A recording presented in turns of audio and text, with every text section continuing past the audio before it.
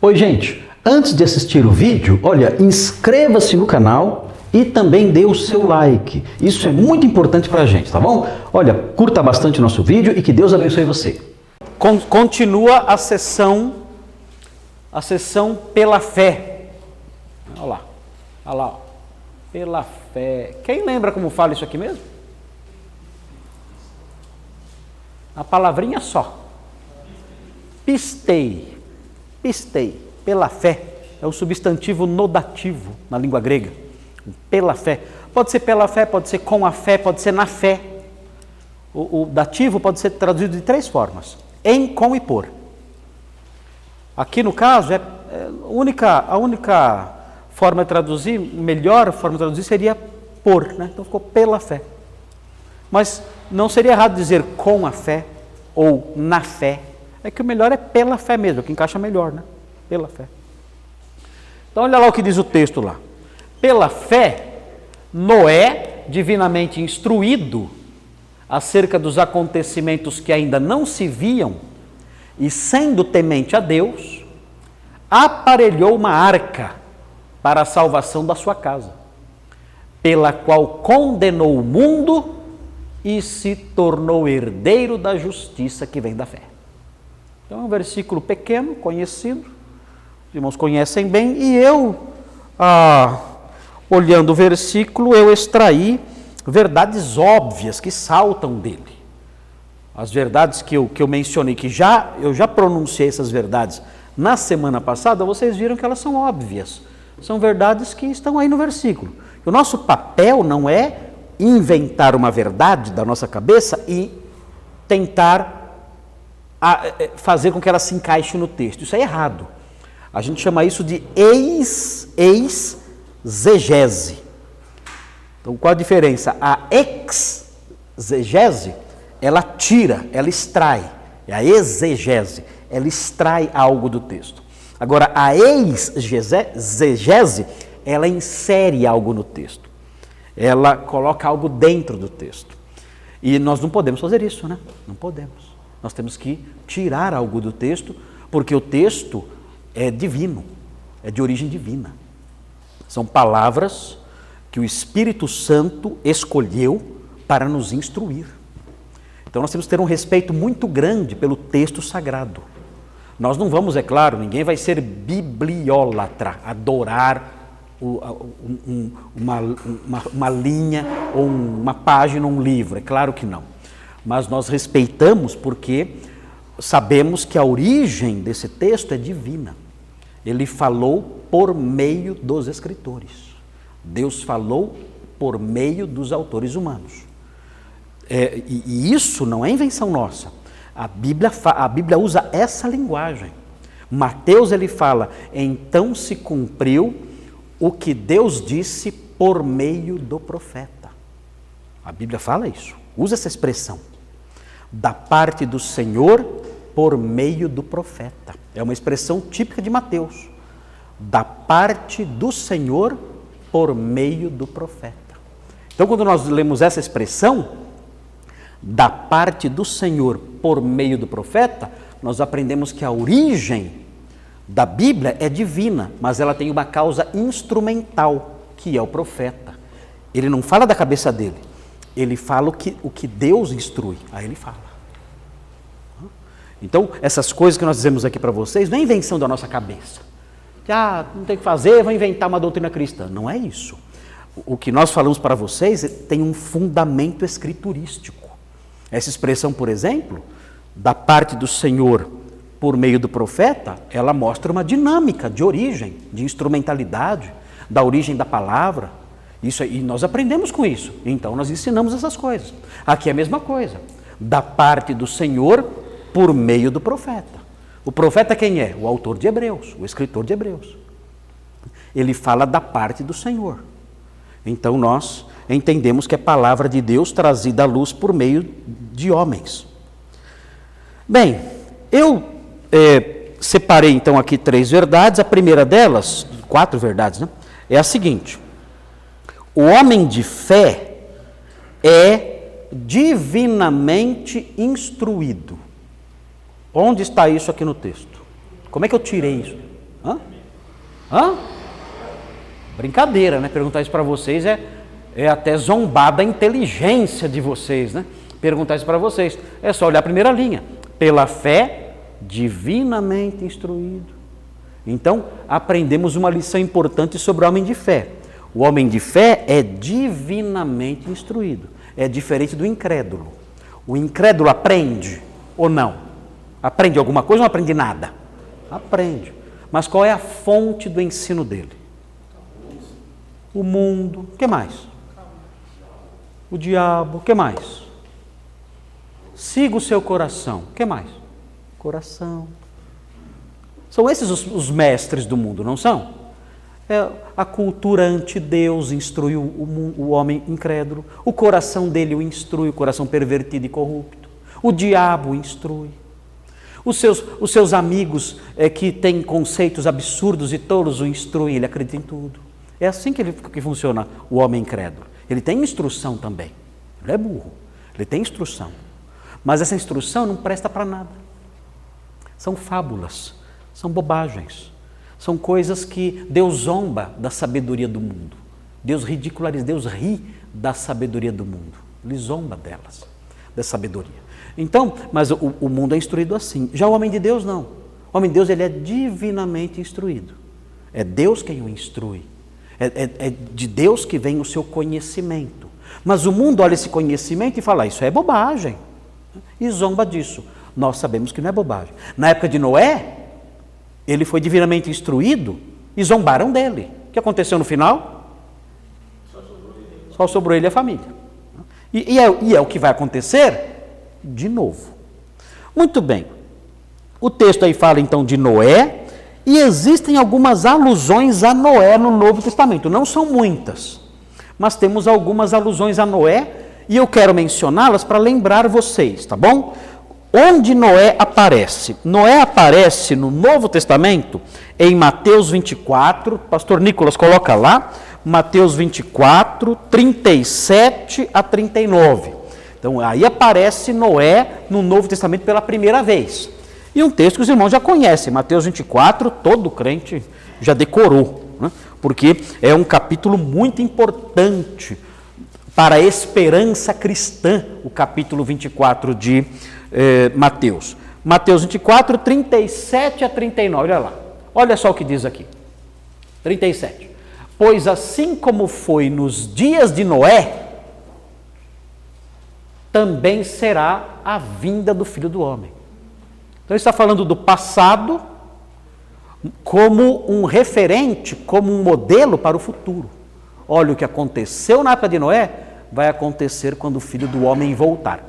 Filho do homem é uma expressão do profeta Daniel, aplicada ao Messias. Jesus gostava de se referir a si mesmo como filho do homem, que o profeta Daniel usa essa expressão para falar sobre o Messias vindouro. E Jesus assume esse título. Ele fala, eu sou o filho do homem. E ele fala então, como foi nos dias de Noé, assim será a vinda do Filho do Homem. Como é isso? Como assim? Ele vai explicar agora. Porquanto, assim como nos dias anteriores ao dilúvio, comiam e bebiam, casavam e davam-se em casamento, até o dia em que Noé entrou na arca. O que é isso aí? Essa sociedade, ela está tranquila? Alegre ou não? Vocês acham? Comiam, bebiam, o que mais? Casavam, davam-se em casamento, é festa, né? É só festa isso aqui. Isso aqui parece o Brasil de sábado. Isso aqui, né? Sábado é isso aqui. É churrasco, é festa, o que mais? Tem aí os... Pancadão, pancadão, almoço na sogra, é só isso, é só festa, é comer, beber e farrear, não é isso? Para que o brasileiro trabalha? Para que ele trabalha, o brasileiro? Para ganhar dinheiro. Para quê?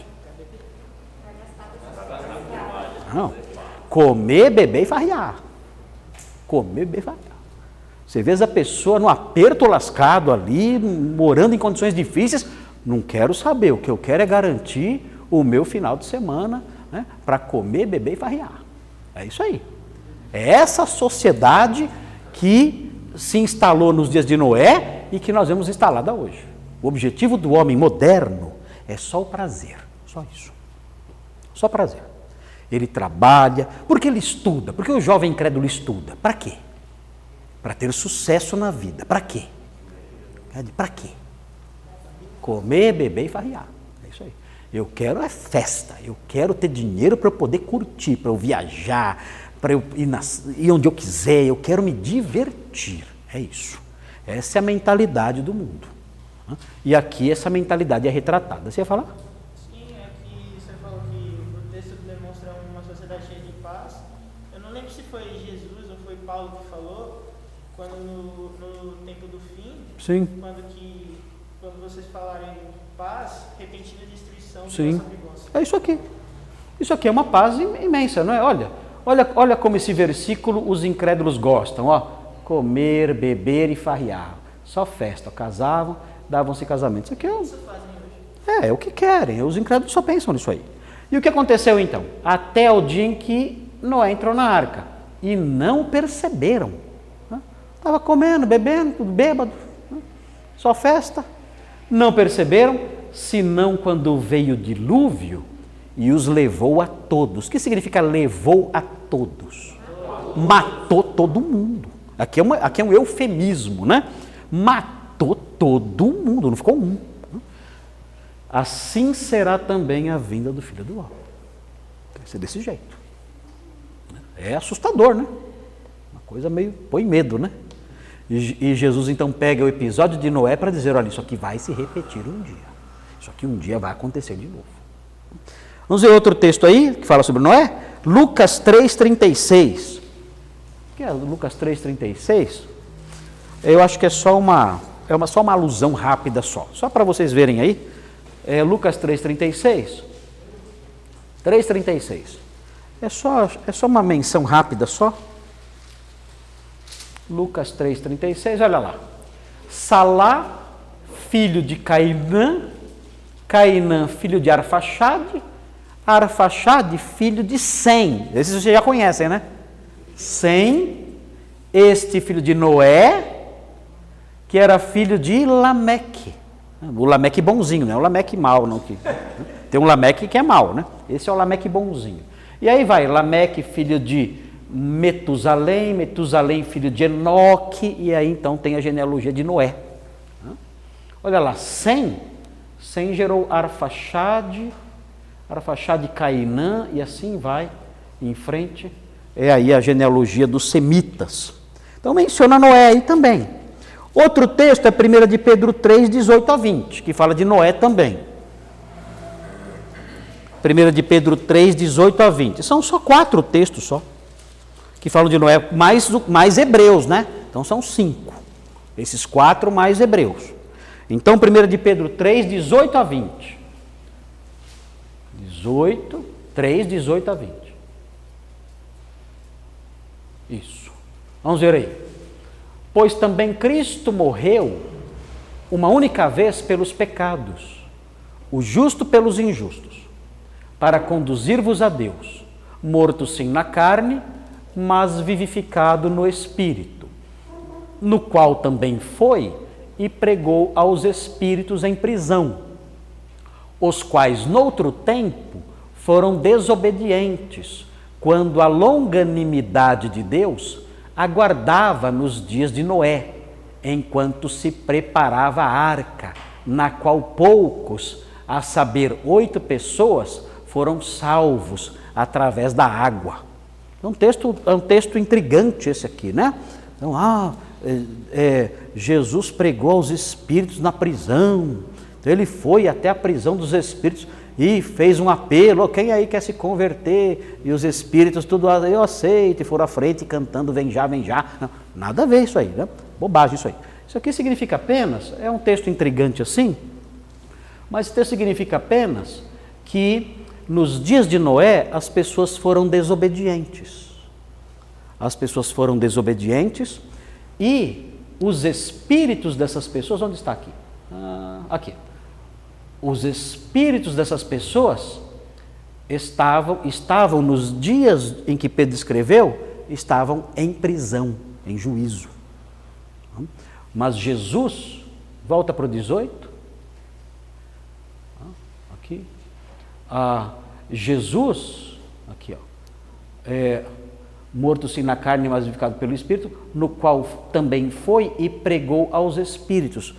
Isso aqui pode indicar o seguinte, que Jesus, espiritualmente, falou através de Noé, porque Noé era pregador da justiça. Então Jesus pregou aos homens dos seus dias, cujos espíritos agora estão na prisão. Não é que Jesus foi pregar lá na prisão dos espíritos, no Hades, no inferno, não é isso. É que ele, através de Noé, Jesus pregou. O Espírito de Jesus estava em Noé. E então Jesus, por meio de Noé, pregou aos homens, cujos espíritos agora estão em prisão. Tá bom? Não tem pregação para quem morreu. Não existe isso. Então pode ser que seja esse o sentido. Ok? Pode ser que seja esse o sentido. Mas é um texto bem obscuro que tem várias possibilidades de entendimento. Alguns pensam, não, ele foi até o inferno e pregou para os homens que estavam lá perdidos. Mas isso vai contra todo o ensino doutrinário, porque a Bíblia mostra que não há chance depois da morte. Alguns dizem, não, mas ele foi pregar não para eles se converterem, mas para anunciar a vitória dele. O problema é que ele, se isso aconteceu, ele foi lá antes de ressuscitar. E se ele foi lá antes de ressuscitar, ele não tinha como anunciar a vitória dele.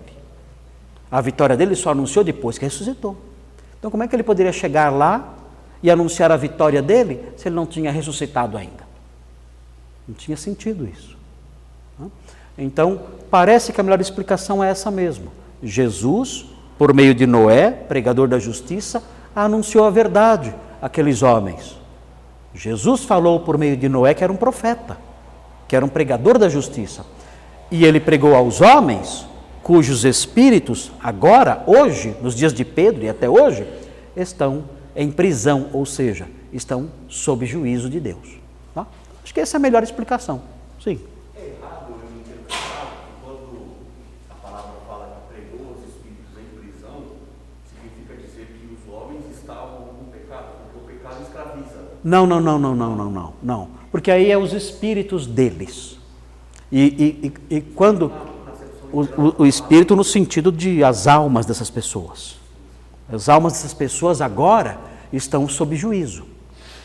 Jesus pregou a essas pessoas por meio de Noé quando elas estavam vivas. Ok. Agora, 2 de Pedro 2,5. É a última passagem que fala de Noé. Então, Noé, ele dá ensejo a alguns textos meio complexos, né? Meio complexos. Olha lá. Olha o pregador da justiça aí que eu mencionei para vocês. Olha aí. E não poupou o mundo antigo, mas preservou a Noé. Olha o que ele era aqui. A gente descobre agora. Ó. Ele não era só alguém que fazia arca. Não era só um marceneiro, um engenheiro. Ele era também pregador da justiça. E mais 7 pessoas, quando fez vir o dilúvio sobre o mundo de ímpios. Olha como ele chama o mundo da época. Mundo de ímpios. O que vocês acham? Esse nome se encaixa no nosso mundo, na nossa época? Mais ou menos? Será que não é um exagero? O que vocês acham? Nós podemos dizer que o nosso mundo é o mundo de ímpios? Que encaixa certinho, né? Eu desconfio até que os homens da época iam ficar assustados com o nosso mundo. Eles iam olhar e falar, não, peraí, tudo tem limite. Aí já não. Eu acho que os homens da época de Noé iam ficar assustados. Eu falo, não, isso aí já passou do limite, aí não dá. Aí é muito. Exatamente, a Simone lembrou agora. Por que não tem outro dilúvio? Porque ele prometeu que não iria mais acabar com o mundo com água. Ele prometeu, falou assim, eu não vou mais destruir o mundo com água. Então isso dá um alívio. Só quando você continua lendo Pedro, ele fala que vai destruir com fogo. Aí você fala, então, pior ainda. Eu prefiro a água, né? Mas tudo bem. Né? Vocês sabem que existe uma explicação, eu acho muito bonita, do arco-íris, porque ele colocou o arco no céu, né? Então o pessoal fala, é muito lindo, que é o arco que vem quando chove, né? Então ele coloca o arco no céu para lembrar da aliança dele. Né? Então é muito bonita essa imagem, né? Então sempre que você vê aquele arco-íris, o movimento LGBT pega isso para eles, para representá-los, mas isso é uma forma blasfema de se referir a um símbolo da aliança de Deus com o homem, né? E assim, é muito bonito quando a gente vê o arco-íris, nós que somos crentes, lembrarmos disso, ó, isso aí é uma prova, choveu bastante, mas nós podemos ficar tranquilos, porque olha lá o arco.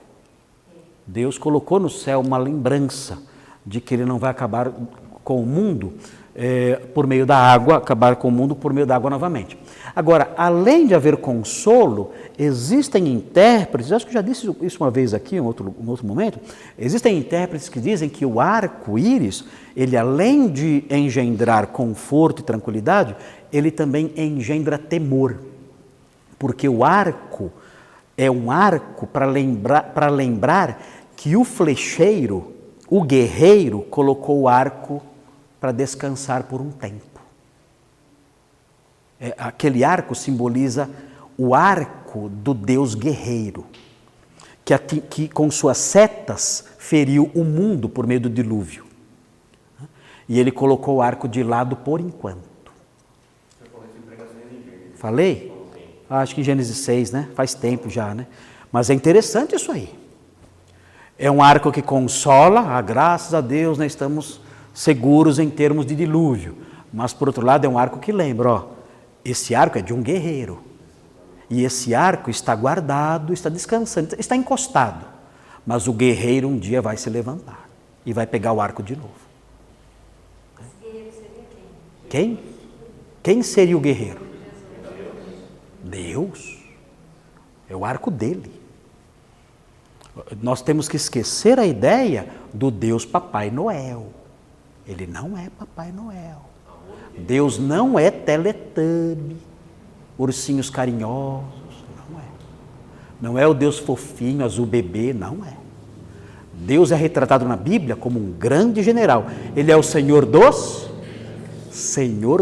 exércitos. É isso. E o arco dele está lá.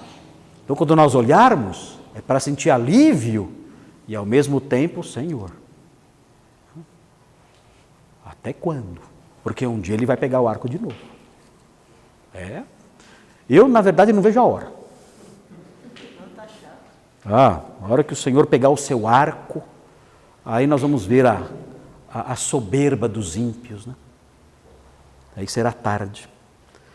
Nós nos lamentamos por isso, mas ao mesmo tempo sentimos alívio, né? Porque a escalada do mal não tem mais limites.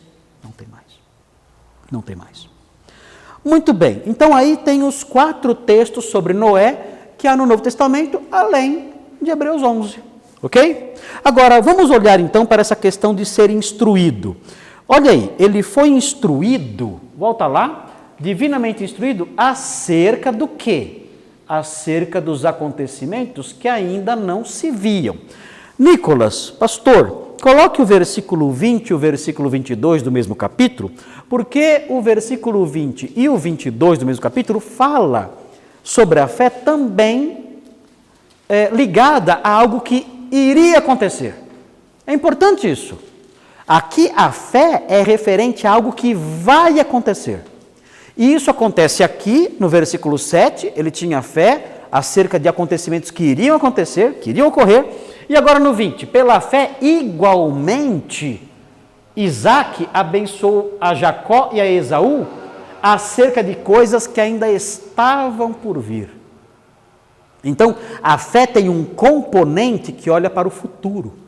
Noé, pela fé, ele ouviu algo futuro e falou, eu creio nisso. E vou agir com base nisso, que é futuro e que vai acontecer, e eu creio nisso, eu vou agir com base nisso. Aqui, nós vemos Isaac abençoando Jacó e Esaú acerca do que iria acontecer no futuro, e no versículo 22 também, cadê? Pela fé José, aqui é José do Egito, não é José, esposo de Maria, não. Pela fé José, próximo do seu fim, fez menção do êxodo. Olha aí, isso iria acontecer um dia. Na época de José, os israelitas estavam bem no Egito. José era governador, eles estavam de boa, como falam os jovens. José é nosso amigão.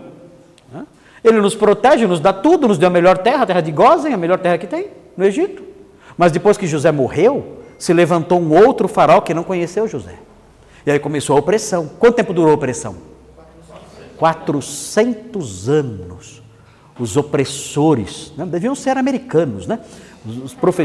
Os opressores oprimindo ali os judeus e matando e judiando deles e vários castigos para que trabalhassem intensamente, não conseguiam descansar. Era uma opressão muito pesada dos egípcios contra os judeus.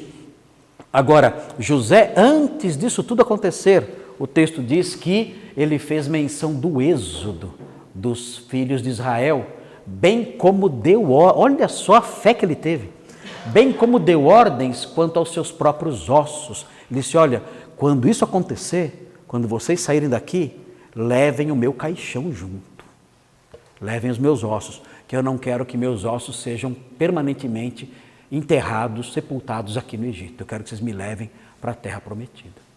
E eles fizeram isso? Fizeram. No Êxodo levaram o caixão de Moisés. Qual é a importância disso, de fato? A importância do quê? Dele, uma vez que ele já... É que ele amava, ele entendia que aquela terra era a terra da promessa.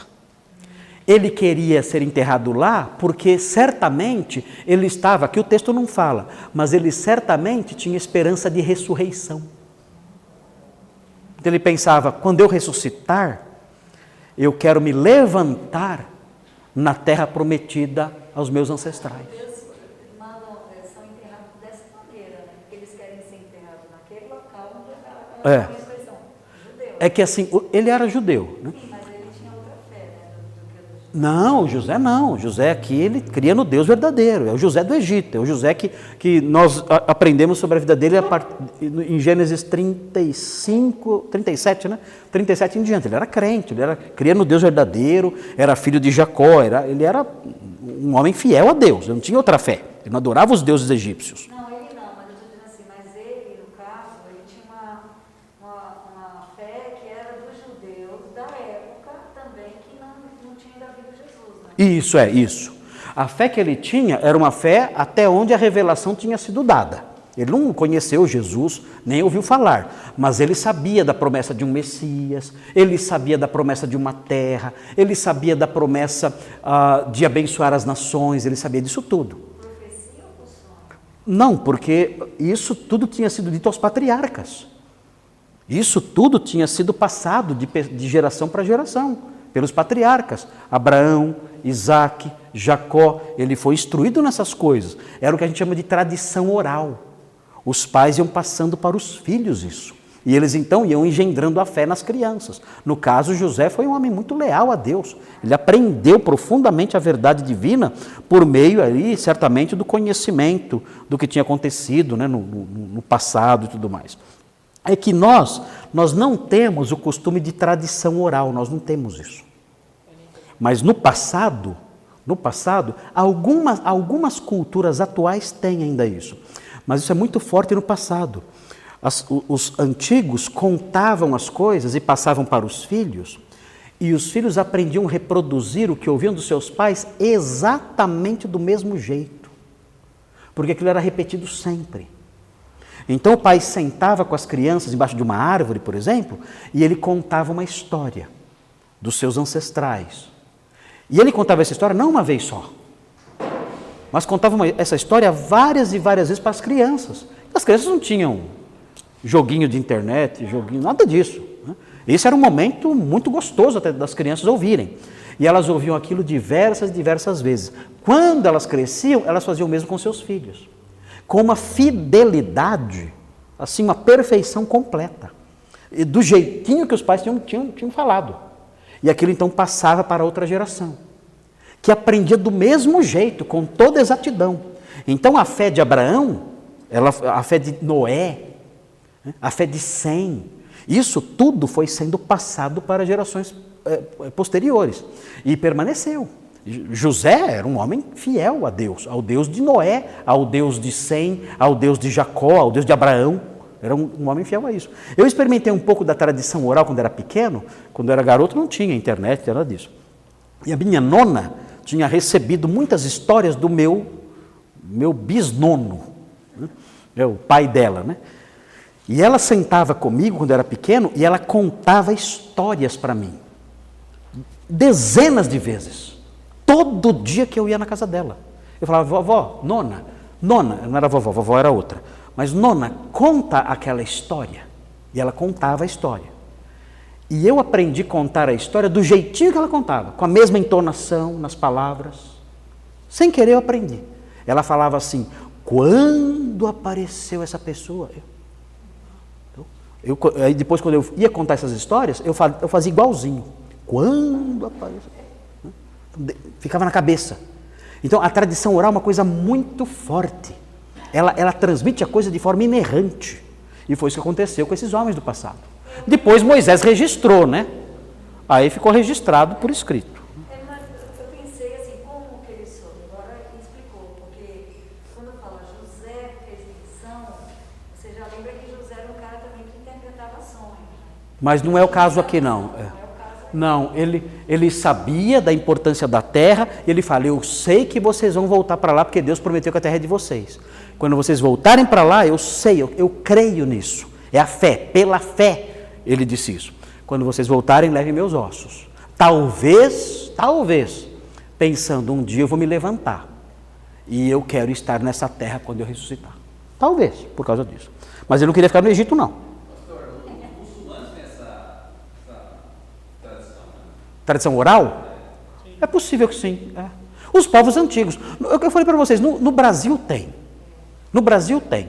Há povos, há vilarejos aqui no norte do Paraná que as pessoas fazem isso.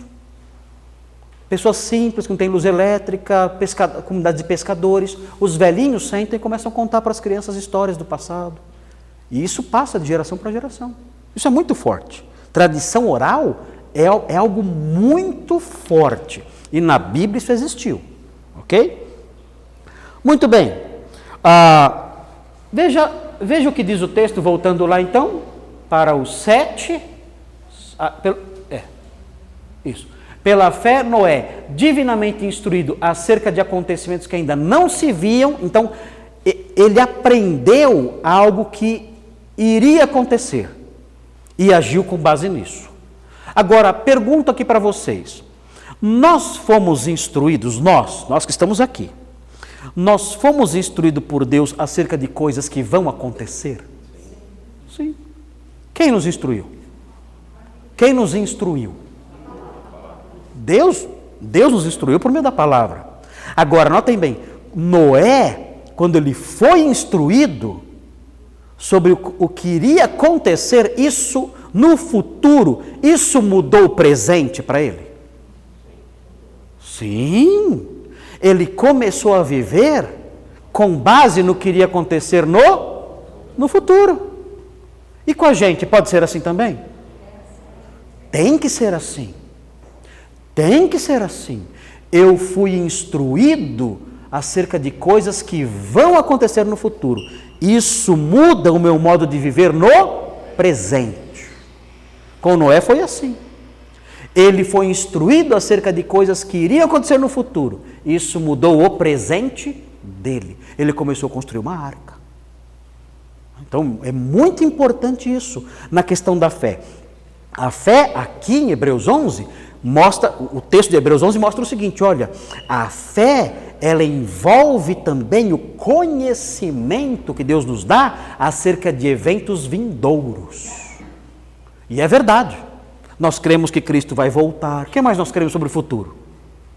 O que mais nós cremos sobre o futuro? Nós cremos que o mundo será todo destruído. O que mais nós cremos sobre o futuro? Que virá o anticristo. Nós cremos nisso também. O que mais nós cremos sobre o futuro? Que haverá uma cidade celeste, um novo céu, uma nova terra. Tudo isso nós aprendemos acerca do futuro. E nós ficamos um pouquinho confusos, porque essas questões escatológicas não são muito claras, mas existem pontos que são muito evidentes, muito claros para se entender. Cristo vai voltar, não tem dúvida disso. novo céu e nova terra, certeza absoluta disso. O Senhor reinará, não temos a menor dúvida do seu reinado. O aparecimento do iníquo que o Senhor destruirá, temos certeza disso. Tudo isso é dito claramente. Existem pontos obscuros, mas nós fomos instruídos acerca de coisas que vão acontecer que devem mexer com a nossa vida hoje. Tem que mexer. Por exemplo, eu sei, Pedro fala assim, olha, todas as coisas serão desfeitas. Como nós devemos viver então? Nós temos que viver de um jeito que não haja um apego muito grande às coisas daqui. Temos que tomar cuidado, porque nós podemos apegar muitas coisas daqui e viver só para as coisas daqui e gastar a nossa vida todinha, trabalhar 60 anos, 70 anos só pelas coisas daqui. Isso não é certo. Eu posso trabalhar pelas coisas daqui um pouquinho? Posso.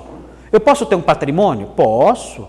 Mas eu devo ter nisso o cerne da minha vida e o centro da minha vida, só as coisas daqui? Não. Eu não sou incrédulo. Eu fui instruído por Deus acerca do futuro e eu sei que tudo vai passar. Claro que eu gosto das minhas coisas. Eu tenho uma casa, eu adoro a minha casa. Eu tenho um rancho na minha casa. Eu adoro o meu rancho. Como eu gosto do meu rancho? Eu gosto de ir lá, eu fico lá, eu gosto de olhar meu rancho. Ele é feito de como chama? Sapê. Ele é feito de sapê. Então eu gosto do meu ranchinho, está lá. Às vezes eu vou lá, eu boto umas coisas penduradas lá. Minha filha fica doida. Isso é horrível. É meu. É meu. Eu penduro. Eu botei a ferradura esses dias lá, botei a ferradura lá. Essa ferradura horrível. É minha ferradura. Não minha, não é minha. É minha, é a ferradura que eu tenho, não é minha. Botei a ferradura lá. Oi? Não entendi. Não. É um enfeite lá. Meu pai me deu um cabo de chicote, né? Eu catei o cabo de chicote, pendurei lá também. Oi? Para ornar com a ferradura. Está lá a ferradura e está lá o cabo do chicote. A minha filha quer a morte. Fala, é meu rancho. É meu rancho. Né? Só o Senhor vai botar fogo nisso, na hora certa. E enquanto Ele não põe fogo, eu boto a ferradura onde eu quiser aqui. Eu gosto. Nossa, eu nem é doida de mexer no meu rancho. Né? Ela mexe nas coisas dela lá. Né? Você gosta, Simone, do meu rancho? Você acha a minha decoração bonita? Olha lá, viu? Ela gosta. Ela gosta. Então, nós podemos ter as nossas coisas e gostar delas. Inclusive o Senhor ensina em sua palavra que as coisas são dele. E Ele nos dá para que nós cuidemos delas. Então é claro que eu não vou botar fogo em tudo, isso aqui é tudo lixo, não. Eu tenho que cuidar porque é a graça dele que me deu o ranchinho lá. Aquele ranchinho foi a graça de Deus que me deu para Ele me consolar um pouco nesse mundo ruim, nesse mundo difícil, nesse mundo doloroso. Então é um alívio para mim, é gostoso, eu gosto de sentar lá, eu gosto de almoçar lá, eu gosto, é maravilhoso para mim aquilo, eu gosto daquilo ali. Né? Então Deus me deu e eu sei que é dádiva dele, é a graça dele, eu vou cuidar. Mas eu não posso fazer com que aquilo domine o meu coração. Eu tenho que lembrar, todas as coisas um dia serão desfeitas. Isso é andar como Noé. É andar como Noé. Ele me instruiu acerca das coisas futuras. E isso afeta o meu presente. Ok? Oi? Sim. Imagine, se eu tiver meu coração lá, aquilo tudo vai deteriorar até mesmo antes de Cristo voltar. Agora, o que vai acontecer? Eu vou ficar deprimido? Se eu tiver o coração naquilo, eu vou ficar deprimido. Ai, meu rancho acabou. Não. Minha ferradura foi levada embora. Então, eu vou ficar deprimido. Eu não posso. Eu tenho que aprender. Eu fui instruído acerca do que vai acontecer. Então isso vai me consolar e vai fazer com que eu veja a vida de outra forma. O Severiano tem um rancho também, não tem? Você gosta do seu rancho? É demais, né? Como é bom, rapaz. Como é bom. Você tem ferradura? Não, também ou não? Não? Eu vou arrumar uma ferradura para você. É que a minha ferradura tem uns 40 anos, né? A ferradura, o cavalo já está, né? Mas nós gostamos dessas coisas, nós gostamos disso. E o Senhor nos dá essas coisas para a nossa alegria. Mas nós não podemos ter o coração totalmente voltado para elas, porque um dia tudo vai se desfazer. Como é que nós aprendemos isso? Porque o Senhor nos instruiu acerca das coisas futuras. E hoje então nós vivemos com base nessa instrução que Ele nos deu. Isso é muito bom para nós. Gente, nós não estamos soltos nesse mundo, vivendo como loucos aí, largados aí. Não. Nós temos alguém que nos orientou. Você olha, viva desse jeito. Essa é a forma correta de viver. Olha o que vai acontecer lá na frente. Já estou te falando agora. Para que isso sirva como uma baliza para você viver corretamente, andar corretamente neste mundo. Ok? Agora, note bem. Tem algo interessante aqui, que o autor de Hebreus aqui não falou, não sei por que ele não falou, mas eu quero mostrar para vocês. Aqui fala que ele foi divinamente instruído acerca de acontecimentos que ainda não se viam. E realmente isso aconteceu aí, essa instrução. Deus disse, olha, virá o dilúvio. Mas Deus também instruiu sobre outras coisas. Quer ver? Dá uma olhadinha em Gênesis 6. Pastor, coloca Gênesis 6. Porque tem uma instrução que ele fala, que eu acho importante, mas o autor de Hebreus não mencionou. Mas eu acho interessante. Porque olha só como Deus instruiu Noé. Gênesis 6, pastor, veja o versículo 9. Olha o 9. Olha lá. Prestem atenção nisso. Eis a história de Noé. Noé era homem justo e íntegro entre os seus contemporâneos. Noé andava com Deus. Gerou 3 filhos, Sem, Cã e Jafé. A terra estava corrompida à vista de Deus e cheia de violência. Viu Deus a terra e eis que estava corrompida, porque todo ser vivente havia corrompido o seu caminho na terra. Terrível, né? É o Brasil, né? Então veja, 13. Então disse Deus a Noé: resolvi dar cabo de toda a carne. Olha aqui, ó. Instrução acerca de eventos que iriam acontecer, que ainda não se viam. Ele prossegue aí. Porque a terra está cheia da violência dos homens. Eis que os farei perecer juntamente com a terra. Faze uma arca de tábuas de cipreste. Agora, olha só o que ele vai fazer agora. Ele manda ele fazer a arca, mas ele não ensina só o que ele vai fazer. Ele ensina também como era para fazer a arca. Deus orientou o jeito de fazer a arca. Eu acho muito legal isso. Assim, ó, não faça... Que experiência Noé tinha em engenharia náutica? Que faculdade havia, né, de engenharia náutica? Não tinha como, não tinha como, mas peraí, Noé, primeiro que não morava nem perto do mar, nem morava perto do mar, e nem, é possível que nem chovesse. Então ele, eu vou fazer um naviozão, você vai fazer um naviozão, mas, agora, que é isso? Não existe isso, né? Ele vai receber agora instrução de como fazer. Olha só, olha a instrução. Faz uma arca de tábuas de cipreste. Ele deu material. Material é esse aqui. Não pode usar uma ripa. Não. Tábuas de cipreste. Nela farás compartimentos e a calafetarás com betume por dentro e por fora. Então Deus entende do que? Como é que chama isso? Impermeabilização. É verdade que encontraram já? Tem gente que fala que sim, tem gente que fala que não. Tem fotografias aéreas do Monte Ararat. Então eles veem ali uma formação que parece ser de uma arca, mas dizem que ninguém conseguiu chegar lá por razões de proibição estatal e religiosas. Parece que há essa proibição. Eu acho que não tem como achar, não. Eu acho que se eu fosse Noé, eu ia usar a arca para fazer fogueira, eu acho que eu não ia deixar ela lá, não. Eu ia usar o material, eu ia usar o material da arca para outras coisas. Você acabou de chegar no mundo, não tem um shopping, não tem nada, não tem um restaurante, nada. Você só tem a arca ali, eu acho que eu usaria a arca para essas coisas. Né? Mas é possível, né, que ela esteja lá no alto do Ararat ainda. Bom, olha aqui, ó. Deste modo a farás. Olha agora.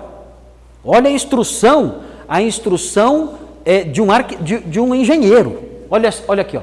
De 300 côvados será o comprimento, de 50 a largura e a altura de 30. Um côvado é 45 centímetros. Tá bom? Tem a NVI que dá a medida certa. Quem tem a NVI aí? Alguém tem a NVI? Ninguém tem? Todo mundo só com a RA? A NVI dá a medida certinha. É só calcular 45 centímetros vezes 300. Ok? Olha lá. 22 metros e meio de largura e 13 metros e meio de altura. Olha aí. Essa é a arca então. Essa é a arca então. 125 metros de comprimento, 22 de largura e 135 de comprimento. É grande, hein? 22 de largura e 13 de altura. É um naviozão. É grande. Vocês sabem que nos Estados Unidos reconstruíram a arca perfeitamente. Uma réplica perfeita da arca fizeram.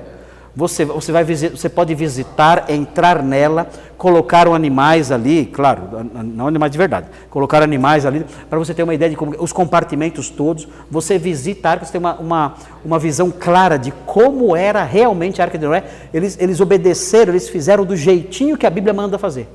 Eles fizeram a arca. E algo muito interessante, um amigo nosso foi lá, falou, olha, é um passeio imperdível ver essa arca, visitar essa arca. O pessoal vai na Disney, a Disney é um lixo, não presta para nada aquilo. Não gasta dinheiro com Disney, é uma porcaria aquilo lá, eu acho um lixo. Vá ver a arca de Noé, muito melhor do que ver o Pato Donald, o Pateta.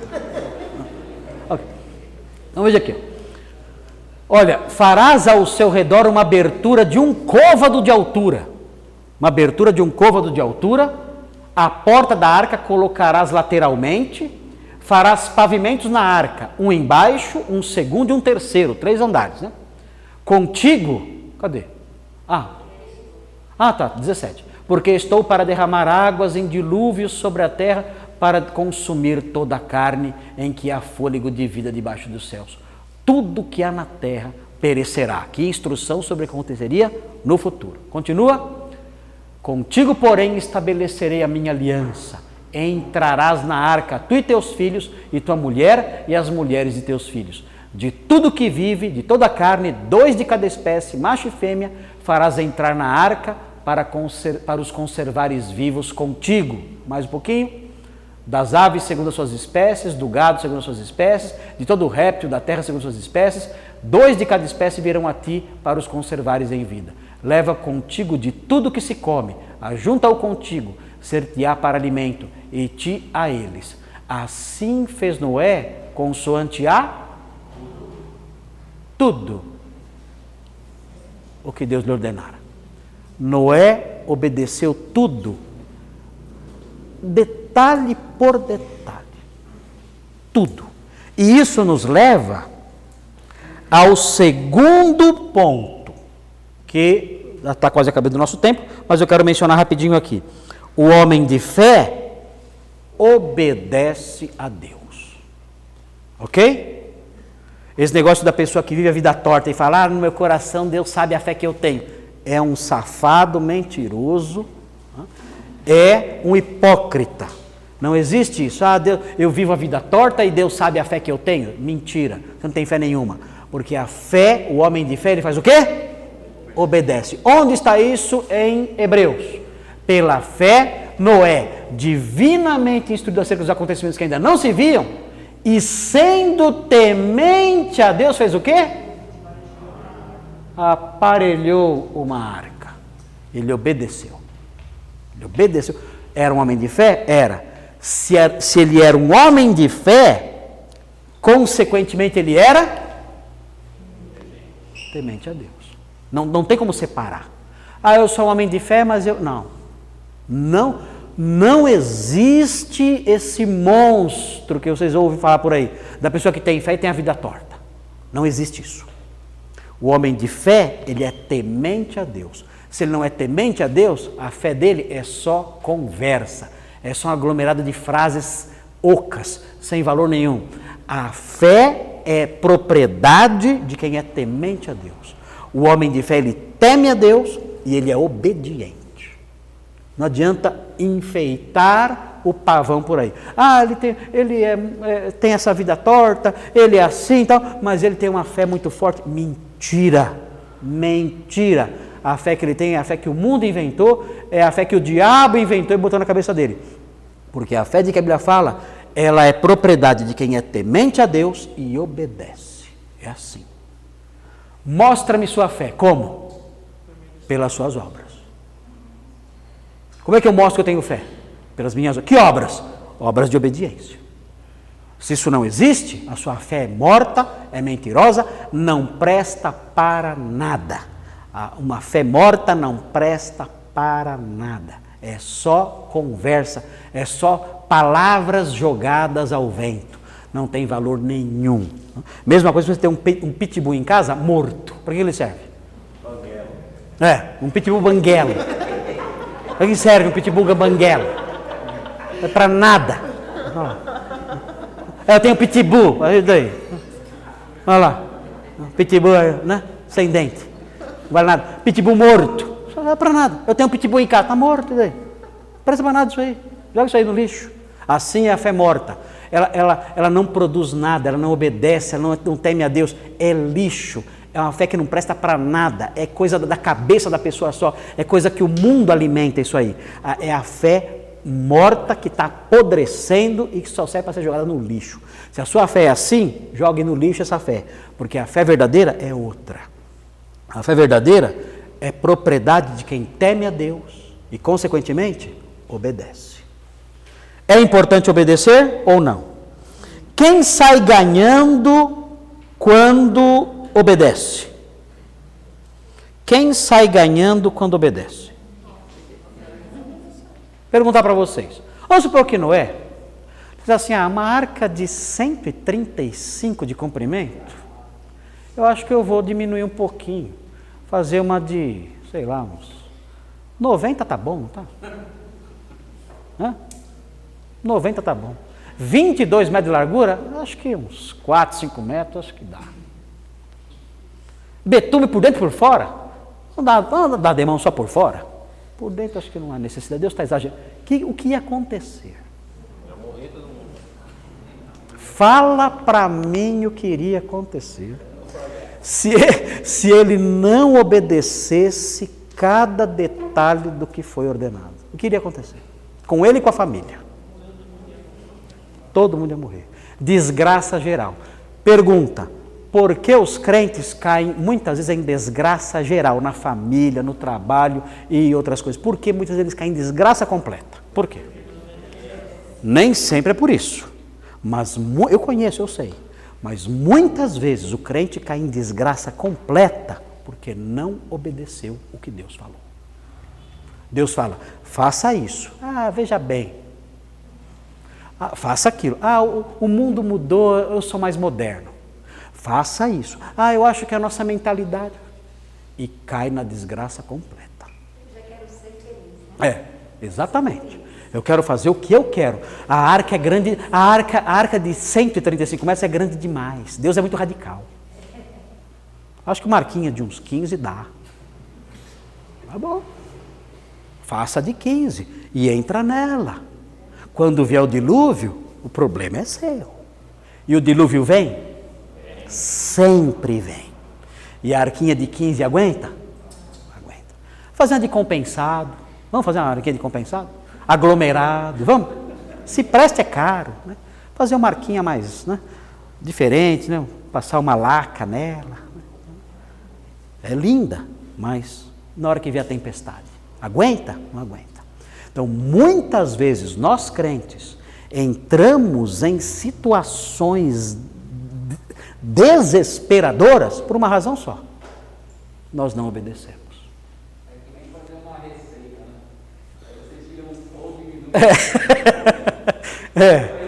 Você sabe o que acontece, né? Você vê lá a receita, fala, bota 3 ovos, você fala, um só tá bom. Tá bom. Bota um lá, depois acha ruim, né? Que figurou aquela gororoba horrível, e agora vai ter que comer aquilo ali. Agora você come isso aí. Você come isso aí. É isso. É a mesma coisa aqui. Então, a obediência, ela é para a nossa felicidade. Deus ganha o quê? O que Deus ganha? Deus precisa da minha obediência para Ele ser feliz? Deus precisa de mim? Precisa de mim. Se eu obedecer, Ele ganha alguma coisa? Não ganha nada. A obediência é para a nossa felicidade. Eu vejo pais que não obedecem a palavra de Deus instruindo os filhos no caminho do Senhor. Não instruem. É festa, é aniversário, é karatê, é judô, é taekwondo, é piano, é flauta, é trombone, é tudo. Curso de tudo. Mas não traz no dever aqui e nem na igreja de escola dominical. Aí depois, quando chega a adolescência, e o moleque começa a se afundar pelo mundo, vem falar com o pastor, ora pelo meu filho. Por favor, não sei onde eu errei. Ah, você não sabe onde você errou? Deus deu a medida da arca certinha para você. Você construiu conforme Ele falou? Você andou com a criança todos os dias, impingindo na mente dela, no coração dela a palavra de Deus, como Deuteronômio 6 manda? Você fez isso? Não, ok. Então agora você deita na cama que você fez, entra na arca que você construiu. É a arca que você construiu, agora viva nela. Veio a tempestade agora, não veio? Aguenta o tranco aí. É a arca que você fez. Então, eu estou dando um exemplo aqui. Casamentos se desfazendo, por quê? A esposa não é submissa ao marido, o marido não ama e não respeita a esposa. É a arca que você construiu. A Bíblia fala, esposa, viva assim, marido, viva assim, pais, façam isso, filhos, façam isso. Você não quer seguir as orientações? Ok. Você está construindo a sua arca do seu jeito. Tem as determinações de como construir. Vai construir do seu jeito? Constrói do seu jeito. Vai chegar o dilúvio. Vai. Vamos ver se a sua arca aguenta. Não vai aguentar. Vai afundar. E vai ser choro, tristeza, angústia, decepção, desespero. É o que vai acontecer. Geralmente a culpa é do pastor. Isso é fatal. O pastor não orientou direito. O pastor não deu atenção. Geralmente é isso. Não, ou pior, de Deus, né? Senhor, por que o Senhor fez isso comigo? É brincadeira, né? Noé afundando na arquinha de 15 por 2. Por que você fez isso comigo?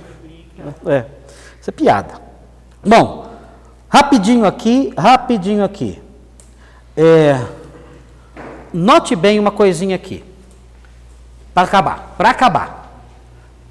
Onde está aqui? Ele aparelhou uma arca, porque ele era temente a Deus, ele obedeceu. E qual foi o resultado dessa obediência? Salvação de sua casa. Aqui a salvação é ir para o céu? Aqui não é ir para o céu, né?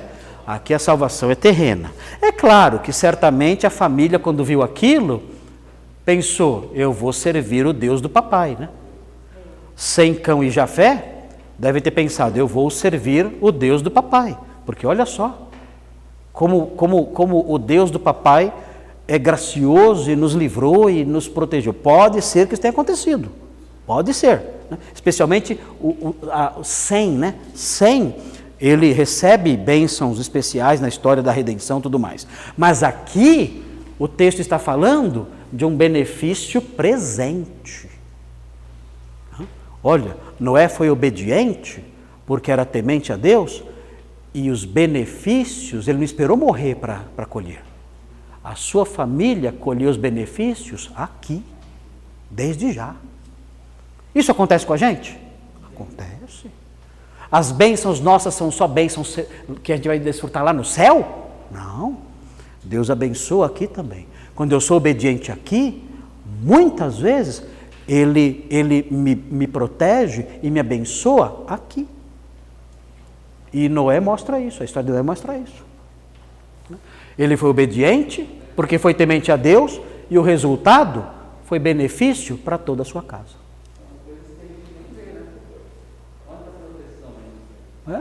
E muitas nós não vemos, outras nós vemos, são benefícios que ele traz sobre aqueles que são obedientes. Isso não significa que não vai ter problema nenhum, claro que vai. Mas Noé teve problemas, nós sabemos da história dele depois.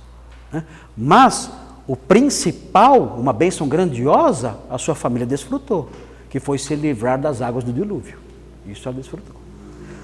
Bom, gente, 9 e 10, vocês vão ficar bravos aí se eu continuar. Então, na semana que vem, nós vamos ver o ponto 3, o homem de fé condena o mundo.